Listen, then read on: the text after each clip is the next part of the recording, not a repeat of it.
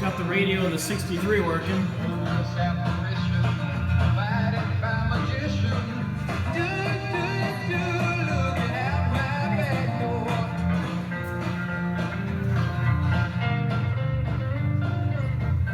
As soon as I plugged it in, it was already on a station that worked.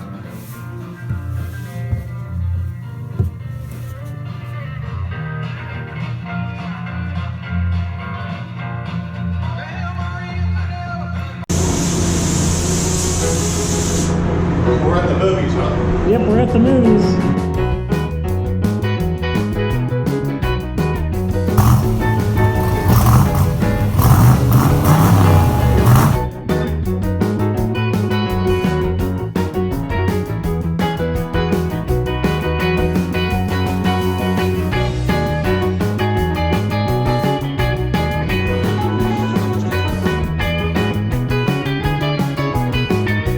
So I just got some parts in I had back ordered to redo my radio, so I'm going to reface the front of this radio, which should be pretty straightforward. But the main reason I wanted to do that is because the lens isn't correct for a 63 or 4, because you see it has green AM, red F, and this is both black. And then this is a little bit pitted up, and the bezel is, and the buttons are. So by the time I'd buy this guy and that lens, I'd have to take the whole thing apart anyways, and you're almost halfway to the cost of buying a whole new face. So let's replace everything. So let's take these screws off, and the whole face should come out. Then I think there's Allen screws on these, and it should be a pretty quick job. We'll clean it up and good as new.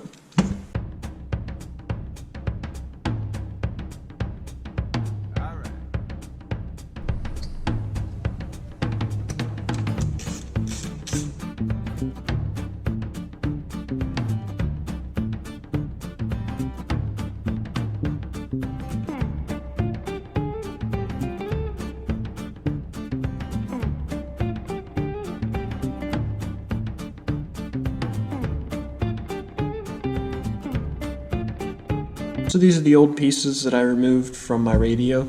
Just wanted to show you a little closer why I replaced these guys, just from 50 years of wear and tear. And on the back side, I was talking about the clip or the spring that holds in the slider. So these stakes, because I'll call them, on the back side of the slider bar end up being probably 1/4 inch longer than this. And then you have to bend them back, and then they snap off. And then that's all you have left. And the spring just keeps tension. It has a bow in it. It just keeps tension on this so it doesn't vibrate, and it keeps it nice and tight. So you don't need to take any of that apart. It comes with a new spring and a new slider and a new face. It comes with a new lens, but it doesn't come with the little retainer that goes back here. So the lens fits face down. That black piece goes over this, and there are 2 little clips that just sit cockeyed on these pins, and it holds that in place. So that's pretty straightforward. But these little guys, they're a little tough to get off. At least these ones were. Maybe not for every case. The reproduction ones actually have a little Allen set screw in here that bite into the shaft. But the original ones, they just have, I assume they just have teeth in here that grab onto the shaft has teeth. It's just a slip fit over top of that shaft. And I just kind of used a screwdriver on this edge and on this edge between this little body and the shaft. Just wiggled it back and forth until it came off. That method seemed to work pretty well. But overall, wasn't that bad of a swap.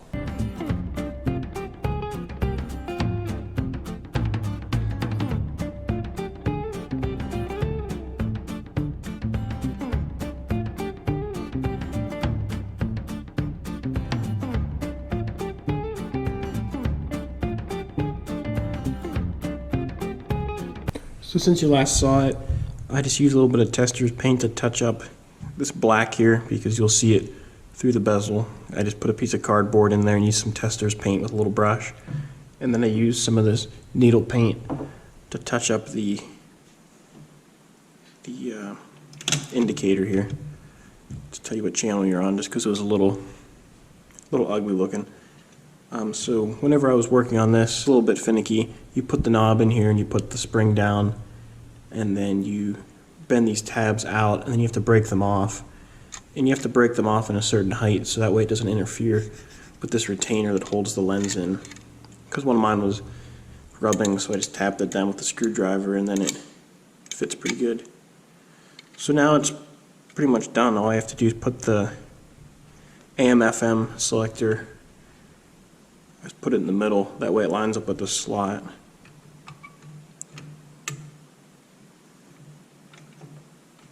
And screw it down and it's done.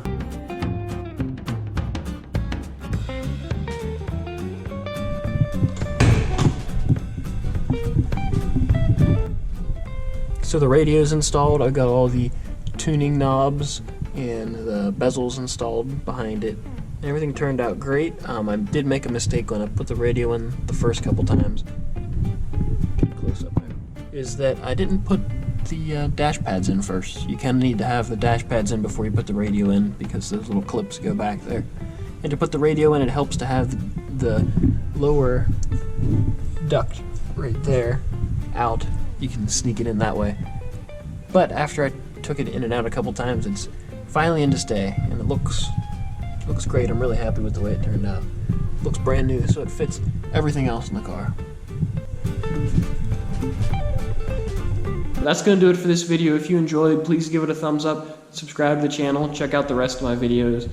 Got a lot of work to do on this car, so I have a few more videos, but pretty soon we're going to get the videos on the first startup, driving it, and hopefully some car shows. So catch you guys later.